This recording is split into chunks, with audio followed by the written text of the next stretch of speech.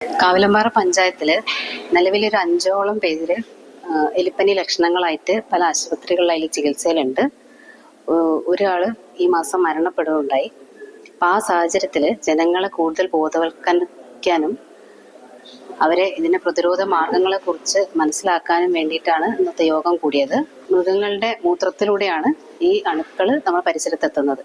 അപ്പം കൃഷിക്കാർ, ക്ഷീരകർഷകർ, മറ്റ് മൃഗങ്ങളായിട്ട് സമ്പർക്കം വരുന്നവർ, തൊഴിലുറപ്പ് ജീവനക്കാർ, കൃഷിപ്പണി ചെയ്യുന്ന ആളുകൾ, ഇവർക്കൊക്കെ കൂടുതൽ സാധ്യതയാണ് ഇങ്ങനത്തെ പരിസരമായിട്ട് സമ്പർക്കം ഉണ്ടാവാനും.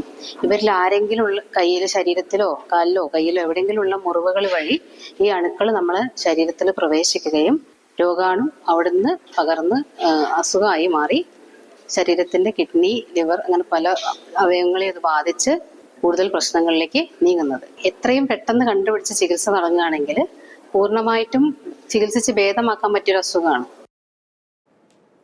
അതാണ് ഏക ഒരു ആശ്വാസം. തുടക്കത്തിൽ കേട്ടപ്പോൾ ചെറിയ പേടിയൊക്കെ വന്നില്ലേ? പക്ഷേ ഏറ്റവും ഒടുവിൽ പറഞ്ഞതാണ് ചെറിയ ആശ്വാസം. അഞ്ജന സുകുമാരൻ ചേരുന്നുണ്ട് വിശദ വിവരങ്ങളുമായി. Anjana, good morning. എലിപ്പനിയും ഇപ്പോൾ ബാധിക്കുന്നു. നമുക്ക് ഇവിടെ പലതരം പനികൾ കാരണം ഭയത്തിൽ മുന്നോട്ട് പോയിക്കൊണ്ടിരിക്കുന്ന സമയത്തൊക്കെ ജാഗ്രത മതി എന്ന് പറയാറുണ്ട്.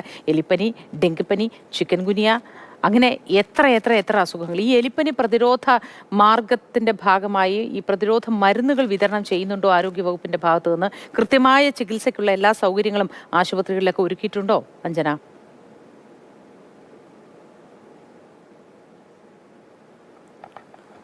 അമീബിക് മസ്തിഷ്കജ്വരം ഒരു ആശങ്കയായി നിലനിൽക്കുന്ന സാഹചര്യത്തിലാണ് ആരോഗ്യ മേഖലയിൽ നിന്ന് ഒരു ആശങ്കപ്പെടുന്ന മറ്റൊരു വാർത്ത കൂടെ വരുന്നത്. എലിപ്പനിയുമായി ബന്ധപ്പെട്ട് കാവിലമ്പാറ പഞ്ചായത്തിലാണ് കഴിഞ്ഞ 2 മാസത്തിനിടെ 2 പേരാണ് ഈ പഞ്ചായത്തിലെ എലിപ്പനി ബാധിച്ച് മരിച്ചത്. ഈ പഞ്ചായത്ത് ഒരു മലയോര മേഖലയിലാണ് ഈ പഞ്ചായത്തുള്ളത്. അതുകൊണ്ട് തന്നെ ഇവിടെ ഈ കന്നുകാലികളെയും മറ്റും ഉപജീവനം നടത്തി ജീവിക്കുന്ന ഒരുപാട് ആളുകളുടെ ഒരു മേഖലയാണ്. അപ്പോൾ ഈ മരിച്ച 2 പേരും ക്ഷീര കർഷകരാണ് എന്നുള്ളതാണ് കൂടുതൽ ആശങ്കപ്പെടുത്തുന്ന കാര്യം. അതുകൊണ്ട് തന്നെ ഇവർക്ക് വേണ്ട പ്രതിരോധ ഗുളികകളും മറ്റുമൊക്കെ നൽകിയിട്ടുണ്ട്. പ്രതിരോധ പ്രവർത്തനങ്ങളൊക്കെ ആരോഗ്യവകുപ്പിന്റെ നേതൃത്വത്തിൽ നടക്കുന്നുമുണ്ട്.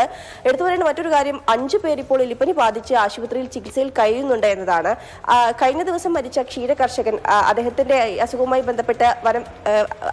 ബന്ധപ്പെട്ട ആരോഗ്യവകുപ്പ് നടത്തിയ പഠനത്തിൽ അദ്ദേഹത്തിന് ഈ അസുഖം പിടിപെട്ടത്, രോഗാണു പിടിപെട്ട് അദ്ദേഹത്തിന്റെ ശരീരത്തിലേക്ക് വന്നത്, അദ്ദേഹം ക്ഷീരകർഷകനായിരുന്നു. അതുകൊണ്ട് തന്നെ പശു പരിപാലനവും മറ്റും നടത്തുന്ന സമയത്ത് പശുവിൽ നിന്നും ഈ ഒരു രോഗാണു അദ്ദേഹത്തിലേക്ക് വന്നിരിക്കാം, പശുവിന്റെ വിസർജ്യത്തിൽ നിന്ന് അദ്ദേഹത്തിലേക്ക് വന്നിരിക്കാം എന്നൊരു കണ്ടെത്തലാണ് ഇപ്പോൾ ആരോഗ്യവകുപ്പ് നടത്തിയിരിക്കുന്നത്. അതുകൊണ്ട് തന്നെ ക്ഷീരകർഷകർക്ക് ഈ ജന്തുക്കളുമായും അല്ലെങ്കിൽ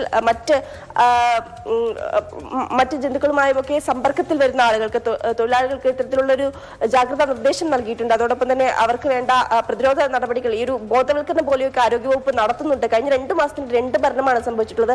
ഇത് ജീവികളിൽ നിന്നാണ് ഈ ഒരു രോഗാണു മനുഷ്യരിലേക്ക് പടരുന്നത്.